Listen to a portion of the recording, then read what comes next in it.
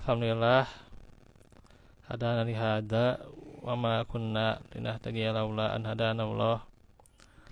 Asyhadu an la ilaha illallah wahdahu la syarikalah wa asyhadu anna Muhammadan abduhu wa rasuluh alladzi la nabiyya ba'dah. Alhamdulillah, ikhwatu fillah, kita melanjutkan lagi pelajaran dari kitab tauhid di siang hari ini. Ya, insya Allah kita lanjutkan di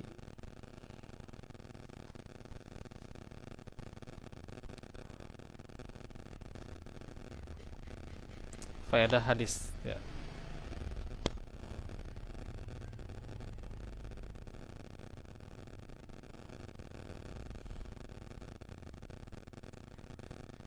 Di antaranya saya mungkin hanya sebutkan 3 poin saja dulu ya, karena ini juga mau siap-siap berangkat ya. Yang pertama, disyariatkannya pengiriman para dai untuk mengajak manusia kepada Allah ya.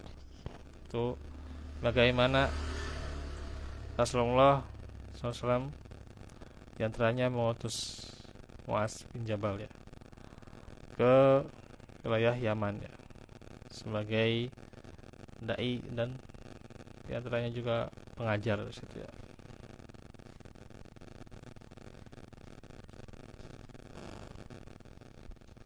Nah itu karenanya tentu di antara tugas kita ya bukan hanya menyampaikan kepada umat, tapi juga memberikan tugas ya dan peran ya, memberikan jatah ya, yakni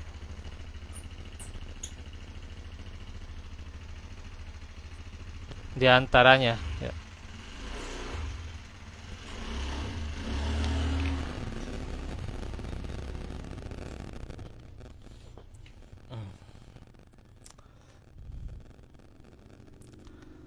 punten laleur.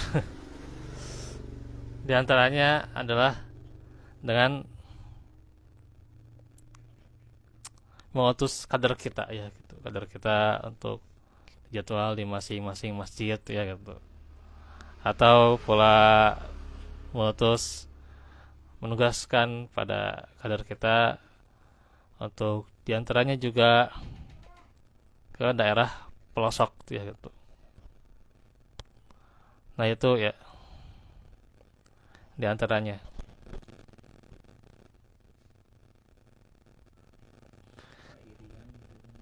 Iya, kemana saja lah, kemana saja ya, khususnya daerah pelosok dan juga yang minim juga ya, itu yang minim tuh ya kita tugaskan serang dai ke sana gitu ya. Nah itu harus diprogramkan tentunya juga ya.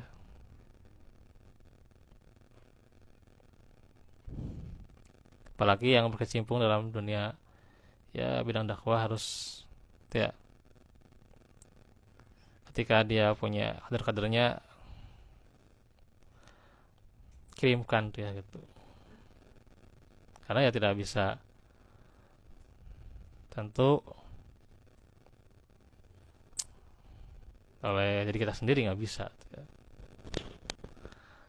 Harus bersama-sama dalam berdakwah itu ya. Karenanya juga kita mengajarkan itu bukan hanya kita mengajarkan yang merupakan dasar-dasar saja ya tentang keislaman, tapi bagaimana kita juga bentuk ya mental mereka kemudian juga kita bentuk ya. Walaupun tentunya hidayah adalah milik Allah ya, tapi kita memang bertugas ya.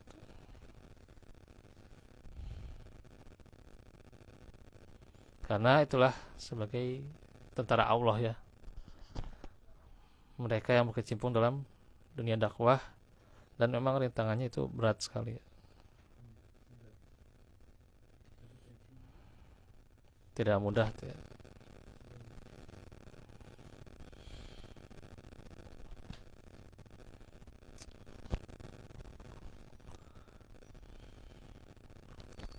Yang kedua,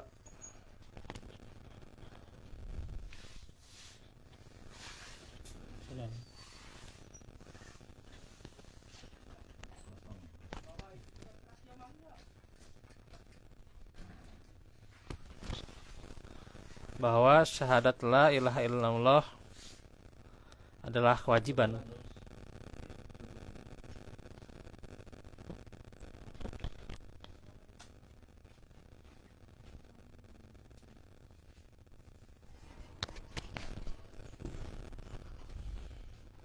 Bahwa syahadat la ilaha illallah adalah kewajiban pertama dan yang diserukan pertama kali kepada manusia.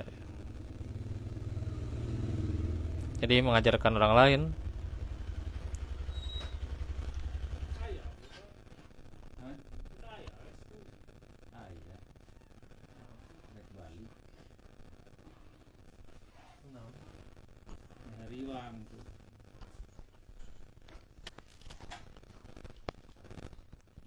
mengajarkannya harus yang pertama dan utama itu adalah pelajaran tauhid ya gitu. Karena situlah yang menjadi dasar ya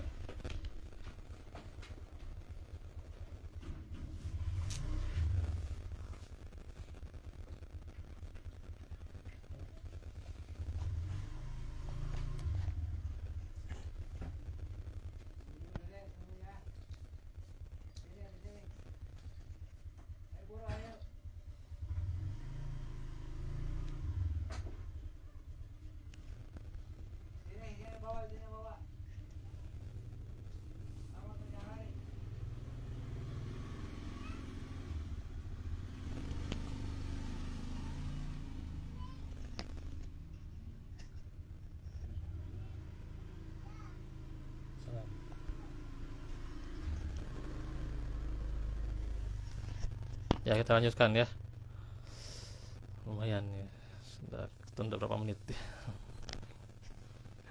Jadi dakwah syahadat la ilaha illallah adalah yang harus diserukan pertama ya gitu ya, karena itu yang menjadi dasar agar amalannya diterima ya gitu. Adalah atas dasar tauhid ya, dan juga sebagai pengajaran ya yang pertama disampaikan, karena itu adalah pondasi ya, pondasi seorang mukmin ya gitu ya, dengan tauhidnya dulu ya gitu, akidahnya dulu ya. Yang diajarkan pertama juga oleh Luqman kepada anaknya, la tusyrik billah ya, inna syirka la dzulmun azim ya, agar tidak syirik kepada Allah ya.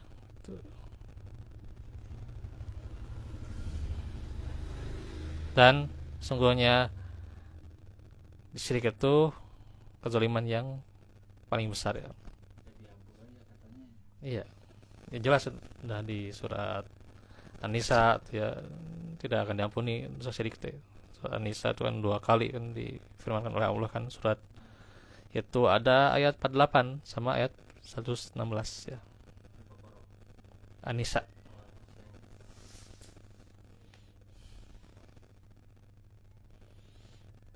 Poin yang ketiga, karena syahadat la ilaha illallah adalah menauhidkan Allah dalam ibadah dan meninggalkan peribadahan kepada selainnya.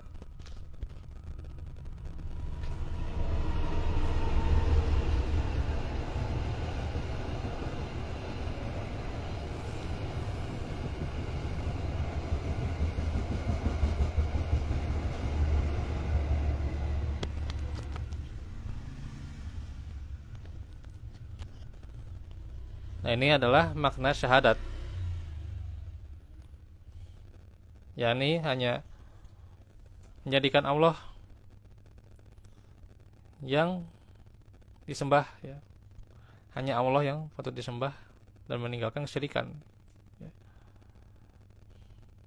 Meninggalkan segala bentuk potensinya juga ya. Potensi dari kesyirikan itu sendiri ya. Itulah makna tauhid ya. Makna syahadat la ilaha illallah. Nah, itu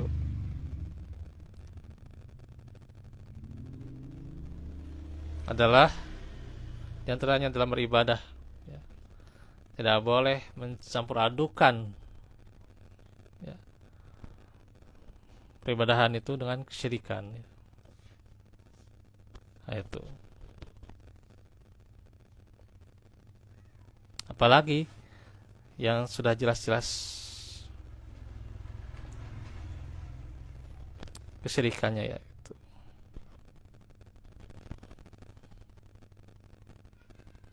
Nah, itu ya, nanti ada beberapa poin yang harus kita jelaskan lagi ya. Di antaranya juga seorang yang kafir, poin keempat nih, tidaklah dihukumi sebagai seorang muslim kecuali kalau dia sudah mengucap syahadatain. Yang kelima, bahwa seseorang kadang membaca dan mengilmui tetapi tidak tahu makna la ilaha illallah ya, atau mengetahui maknanya tapi tidak mengamalkan. Nah, itu seperti siapa? Keadaan ahli kitab ya. Ahli kitab itu ya diantaranya ya. Dan yang keenam, bagaimana bahwa orang yang diajak bicara dalam keadaan mengetahui tidaklah seperti orang jahil, sebagaimana dikatakan sungguh kamu akan mendatangi ahlul kitab ya gitu.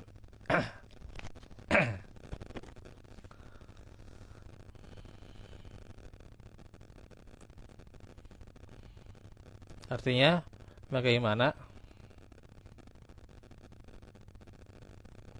orang yang diajak bicara ya,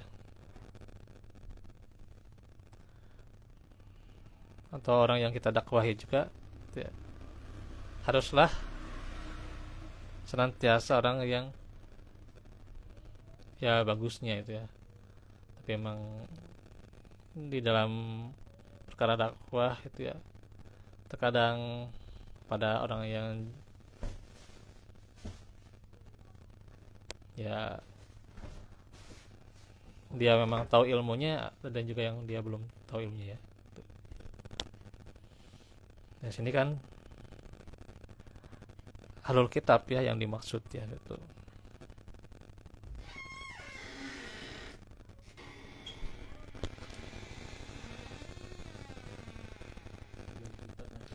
Iya, dia sudah tahu ilmunya gitu, tahu ilmunya gitu.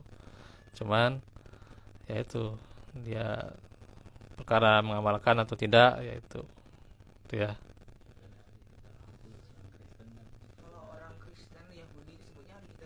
Iya, Yahudi dan Nasrani. Yahudi dan Nasrani itu disebut di surat Al-Bayyinah tuh. Hah? Ya ada keterangannya itu, nantilah saya jelaskan tuh ya.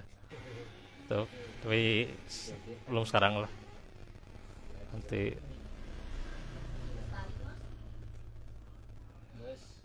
ya ada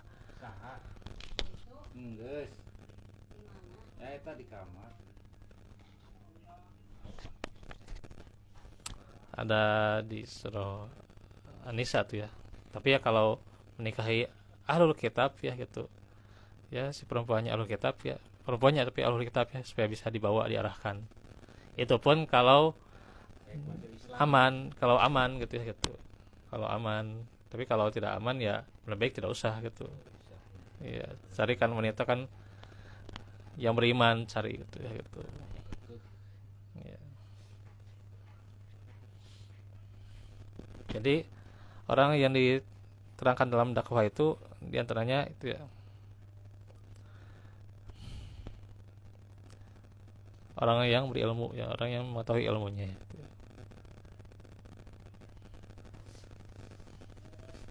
Tapi memang posisinya ya, ada orang itu kan, ada yang awam, ada yang pertengahan, ada yang orang yang dia berilmu ya gitu ya. Bagaimana tentunya kita memahamkan kepada mereka dengan strateginya gitu ya gitu. Nah ini Muaz bin Jabal itu diantaranya ya, beliau diutus ke ahli kitab gitu ya gitu, dan beliau sudah diterangkan bagaimana strateginya gitu ya gitu. Dan kita juga sebagai seorang dai harus tahu gitu ya, strategi gitu.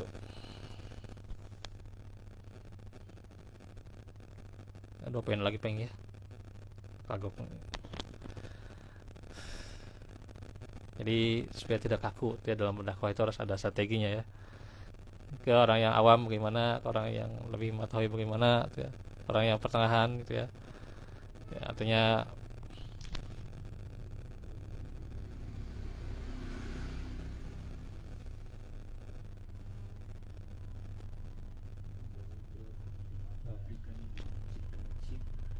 apa?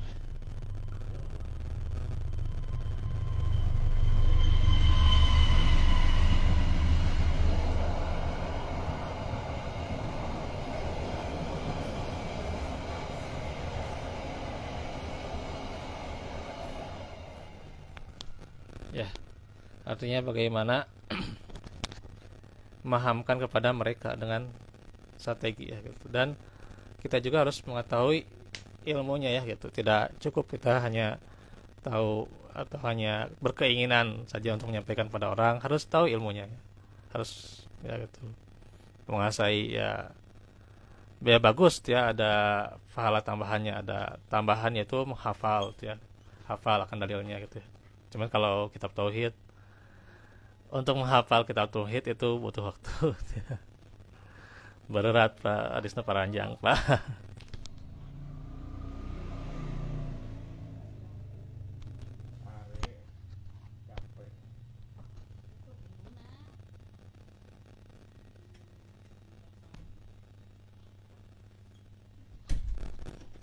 Ya hadis kitab tauhid mah panjang Pak.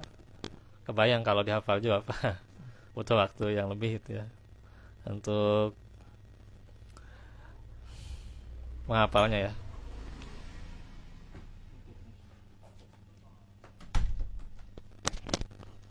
Terus ketujuh, peringatan terhadap manusia, khususnya para dai ya, agar mereka betul-betul berada di atas basiroh ya, yaitu ilmunya ya, dan ilmu tentang apa yang dia sampaikan tuh ya, tentang apa agamanya, supaya dia bebas dari syubhat ya. Para pembuat syubhat yaitu dengan cara menuntut ilmu tentunya ya. Terus yang ke-8, bahwa sholat adalah kewajiban terbesar setelah syahadat ya gitu.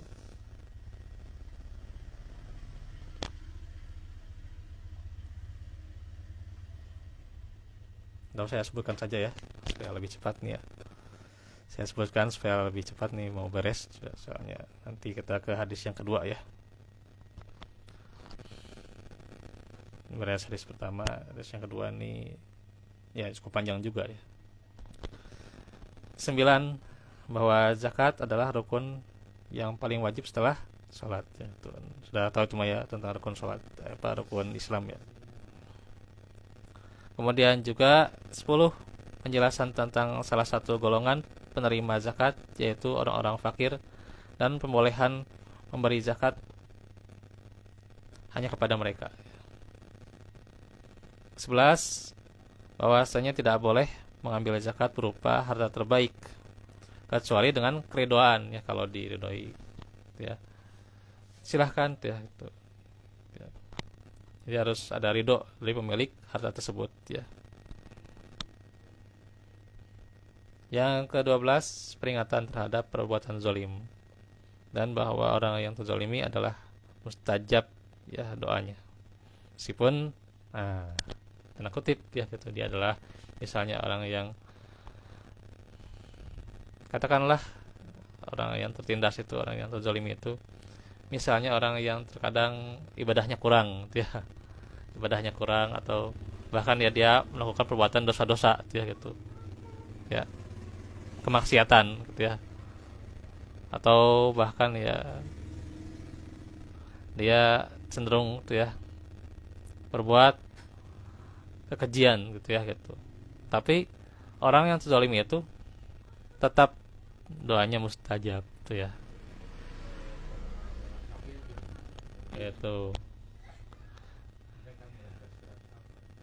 ya, kalau kepada orang kafir ya, Islam itu kan mengajarkan, Islam itu mengajarkan, iya, Islam itu kan mengajarkan bagaimana keadilan ya, keadilan ya. Memang berbeda perlakuan terhadap saudara kita dengan kepada orang kafir ya, berbeda ya. Ya selama tidak berkaitan dengan ubudiyah, dengan ibadah ya, tentunya dikatakan wala tujadilu ahlal kitabi illa billati hiya ahsan ya gitu ya, dengan kebaikan ya gitu ya, dengan kebaikan pula kan gitu, dengan yang terbaik ya itu ya, insyaallah ya. Iya, ya Nabi mah bagaimana akhlaknya luar biasa ya, bagaimana mereka juga yang benci kepada beliau tuh ya, dari kafir Quraisy ya, ya bisa masuk Islam gitu ya, itu insyaallah ya.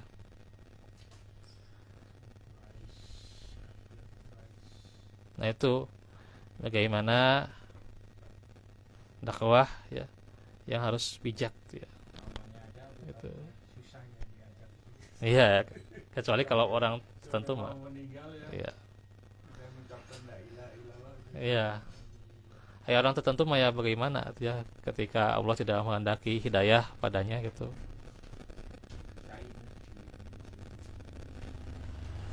Kalau Allah tidak menghendaki hidayah padanya ya, kita mah tugasnya cuma menyampaikan saja. Iya, ya kita tugasnya menyampaikan aja. Soal hidayah ya itu adalah hak prerogatif Allah ya. Paling segitu dulu Pak, ini saya waktunya ya, dan agak ngulur nih juga sebenarnya. Insyaallah ini kita lanjutkan besok ya pelajaran kita. Besok ya, kalau kalau sore bisa ya, insyaallah ya. Iya,